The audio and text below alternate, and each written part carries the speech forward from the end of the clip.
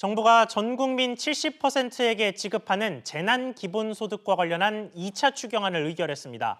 국회 등에서 전 국민에게 지급해야 한다라는 여론이 크게 일었지만 일단은 재정을 고려한 선택을 하고 국회에 공을 넘기겠다는 의도로 해석됩니다. 그리고 잠시 뒤 8시에는 고용지표가 발표가 됩니다. 역시 코로나19로 인해 전망이 좋지 못하다 보니까 재정 풀기가 여의치 않은 모습입니다. 자, 그렇다면 전문가와 함께 2차 추경 그리고 코로나19 경기 부양책을 살펴보고 고용까지 전망하는 시간 가져보도록 하겠습니다. 양준석 가톨릭대학교 경제학과 교수 모셨습니다. 교수님 안녕하십니까? 안녕하세요. 네, 먼저 추경부터 이야기해 보겠습니다. 이번 추경안이 7조 6천억 원 규모입니다. 또 너무 가진 돈이 많은 사람들, 금융소득 같은 것들이 너무 많은 사람들에게는 지급을 하지 않겠다라고 정부가 이야기를 했는데요. 당연히 돈이 많은 사람에게 지급을 하지 않는 게 맞는 이야기이기는 한데 이제까지 이걸 못해서 못한 게 아니지 않습니까? 몰라서 못한 게 아니고 지급 속도 때문에 어쩔 수 없이 일정 기준을 무시하고 간다라는 거였는데 갑자기 이런 기준을 만든 이유가 뭘까요? 첫째로는 그냥 재정 부담점이 좀 염려한 생각도 좀 있지만은 그렇지만은 사회적 어떤 반감이 좀 생기지 않을까 좀 그런 생각이 오히려 더 많은 것 같습니다. 모든 사람들한테 돈을 주는데 이것을 지금 소위 부자들한테도 가게 된다면은 그러면 왜 정부가 부자들한테 돈을까지 줘야 되느냐? 그런 생각을 많이 해가지고선 좀 막은 것 같은데 그런데 그것도 좀 따져보면은 좀 사실상 좀 문제가 없는 거는 아닙니다.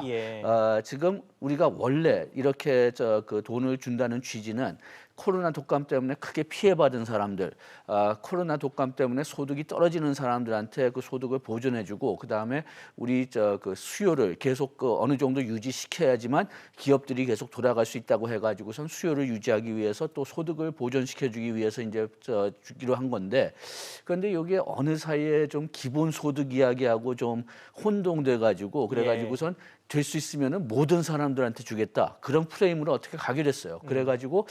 어떤 면에서 보면은 이렇게 돈을 주는 게 안 주는 것보다는 낫지만은 그렇지만은 처음 취지처럼 그냥 그 타격을 많이 받은 지역들 그러니까 대구나 그런 지역을 생각하고 그다음에 타격을 많이 받은 산업 관광 식당 그런 소상공인한테 돈을 줬다면은 지금 이렇게 주는 것보다 어떤 사회적인 마찰도 훨씬 좀 덜했고 그다음에 이 돈에 대한 효과가 좀 더 높지 않았을까 그런 생각이 좀 듭니다.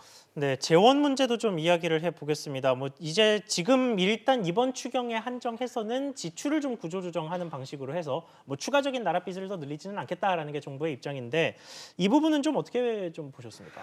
지금 얘기를 들으면은 지금 총 예산이 이제 여기에 들릴 예산이 9조 7천억인데 요거를 지방자치단체하고 좀 이제 나눠 가지고 했기 때문에 중앙정부의 몫은 7조 6천억 원 정도로 보고 있고 그다음에 이 중에서 6조 4천억은 지출 구조 조정으로 하겠다. 그다음에 세출 사업 삭감을 3조 6천억 원으로 하고 그다음에 또 외국환 평형 기금 지출을 좀 축소시켜서 한 2조 8천억을 마련하겠다. 이런 식으로 이제 마련을 하고 있는데 제가 어떤 면에서는 지금 필요한데 돈을 더 이제 지불하고 좀 덜 필요한 데는 좀 줄인다. 이건 당연한 거죠. 이번에 그 정부 재정 그 예산이 너무나 높기 때문에 14조 그렇게 아주 크게 늘렸기 때문에 그 돈을 좀 재활용하지 않는다면은 그건 또 이상하거든요. 너무나 지금 재정은 지출 예산을 너무 많이 늘렸기 때문에 그렇지만 여기서 좀 몇 가지는 좀 아쉬운 게 있긴 합니다. 어떤 겁니까? 예를 들어서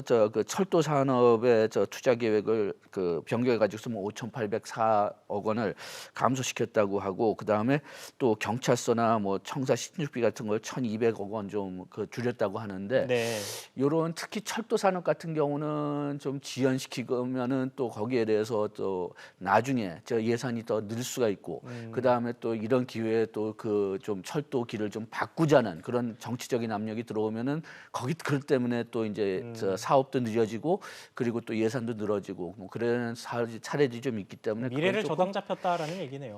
그게 조금 좀 아쉽긴 하고 그 다음에 또 제가 또 지금 아까 얘기했지만은 금년 예산이 크게 올라갔는데 그 중에서 많이 올라간 부분이 그 청소년이나 노년들을 위한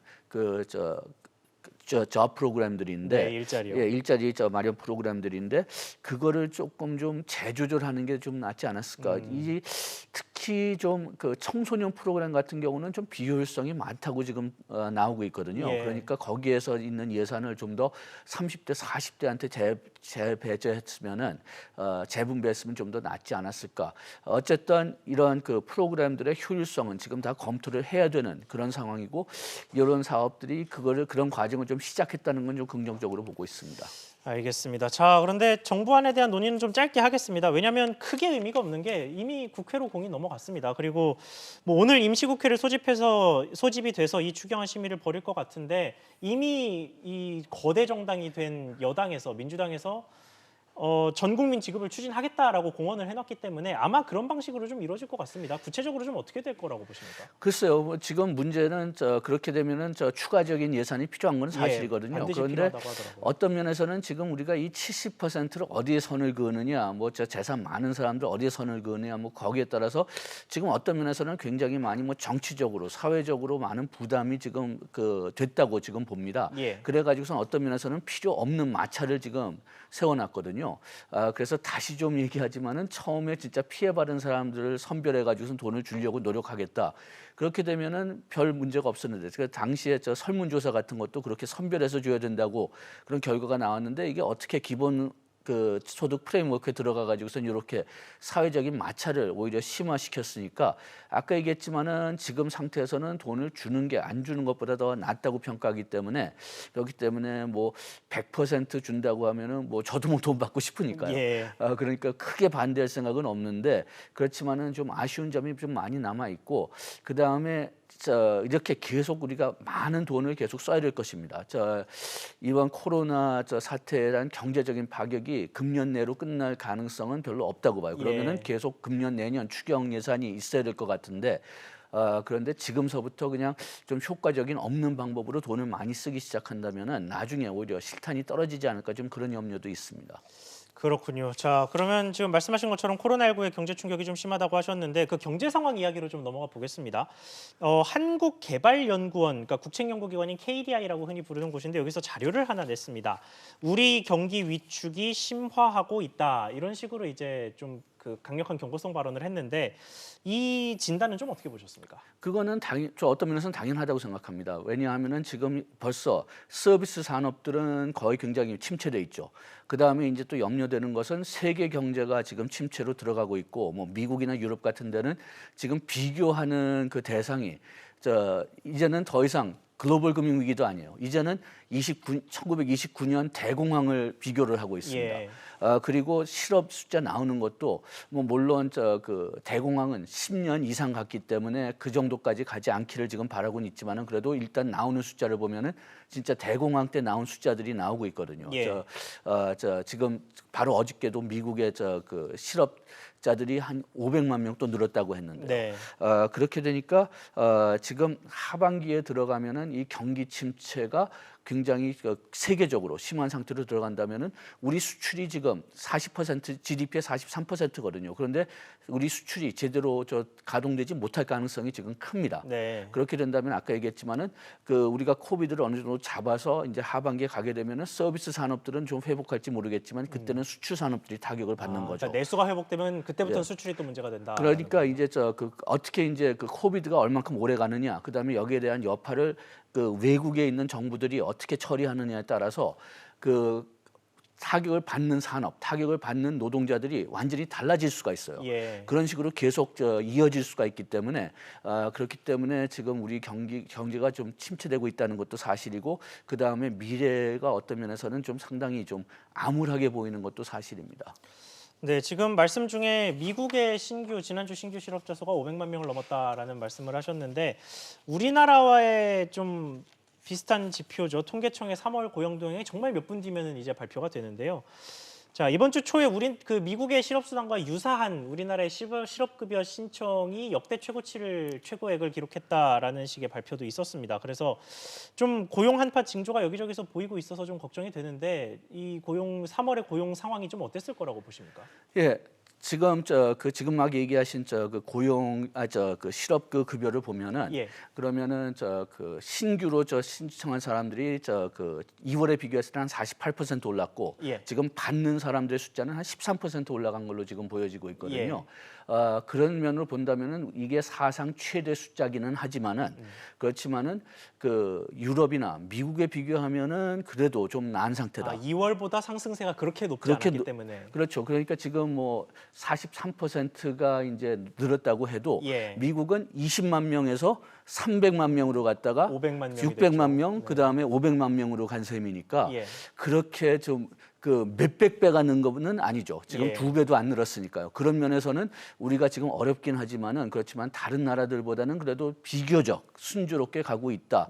그래서 지금 실업률이 확실히 올라갈 거고 지금 아까 얘기했지만은 지금 실업급여를 받는 분들은 한 13% 오른 것 같은데 그것보다는 수치가 좀 나쁘게 나올 겁니다. 지금 작년 2월에 실업률이 한 4.1%인데 4.1%에서 한 20% 올라가니까 한 4.8, 4.9 어쩌면 한 5.2%까지 올라가지 5% 않을까. 내외 정도가 될 것이다라는 거예요. 그렇지만은 그렇게 된다면은 뭐 요게 2010년 이후에는 가장 나쁜 숫자기는 하지만은 예. 그래도 유례 없는 숫자는 아니거든요. 유례 없는 숫자는 아닌데 지금 아까 얘기했지만은 미국이나 유럽 같은 경우는 비교 대상을 이제는 글로벌 금융 위기도 아니고 이제는 29년 대공황으로 지금 보고 있으니까 그런 예. 면에서 본다면 우리나라 경제가 비교적 순조롭게 나가는 거죠. 선방을 하고 있다라는 뜻으로 해석이 되는데요. 자, 그렇다면 앞서 청소년과 노인 쪽의 일자리 대책을 3, 40대에게 좀 더 재분배하는 게 필요하다라는 말씀을 하셨는데 그 부분과 지금 이 고용과 관련해서 조금만 더 구체적으로 들어가 보겠습니다. 구체적으로 좀 3, 40대에게 어떤 대책이 필요하다고 보시는지 또 뭐 예를 들어 청소년에게 좀 불필요한 대책이 있다면 어떤 대책이 있다고 보시는지. 예, 지금 보면은 청소년을 고용하는 경우에는 기업에 어떤 보전을 해주고 뭐 4대 보험 같은 보전을 해주고 그 다음에 또 청소년 자체들한테도 또 보조금을 주는 그런 제도가 마련되어 있는데 예. 어떤 면에서 보면은 지금 그것 때문에 청소년 실업률이 좀 떨어지긴 했지만은 그래도 아직 상당히 많은 청소년들이 그런 제도를 안 활용하고 있죠. 예. 그 이유가 뭐냐 하면은 정부가 뭐 5천만 원씩 준다고 했는데도 그래도 평생 소득을 보면은 그러면은 좋은 직장 들어가느냐 나쁜 직장 들어가느냐에 따라서 한 2억 원 내지 한 3, 4억 원이 차이가 난단 말이에요. 예. 그렇기 때문에 그런 제도를 별로 사용하지도 않고 있고 그다음에 재작년 같은 데 보면은 그런 프로그램 중에서 일부는 돈도 남았다고 하니까 그런 돈을 좀 비슷한 취지로 쓰되 그러니까 해고 30대 40대가 해고되지 않도록 그 돈을 일단 회사들한테 지급해주고 보전을 해주고 예. 그런 식으로 좀 어떤 면에서는 나이 대상을 확대시키는 거죠. 그렇게 해서 예산을 좀 더 활용시킬 수 있다면은 30대 40대가 더 중요한 이유가 뭐냐 하면은 좀 20대 뭐 제가 가르치는 학생들이 다 20대지만은 예. 그렇지만은 그런 20대를 보면은 대부분은 혼자란 말이에요. 예. 그렇지만 30대, 40대는 가족이 있습니다. 그런데 30대, 40대가 일자리를 잃거나 아니면 소득이 크게 떨어진다면은 그것은 개인적인 문제뿐만이 아니라 그 가족의 문제까지 확산이 되거든요. 그렇기 때문에 그런 것을 막기 위해서 좀 나이 대상을 좀 늘리고 그래서 좀 그쪽에 좀 일자리를 30, 40대, 50대 일자리를 좀 보호해주는 방향으로 좀 프로그램들을 확대할 필요가 있지 않느냐. 미국 같은 경우는 지금 정부가 기업을 보호해주기 위해서 뭐 저금리 대출을 받거나 무금리 대출을 준다면은 일자리를 보호해줘야 된다는 조건이 붙고 있습니다. 예. 그래서 그런 상황, 그런 조건도 우리가 좀 생각해봐야 되지 않느냐 좀 그런 생각이 드네요. 그렇군요. 알겠습니다. 그러면 저희 이제 마지막으로 시야를 좀 크게 넓혀서 세계 경기를 좀 짚어보겠습니다.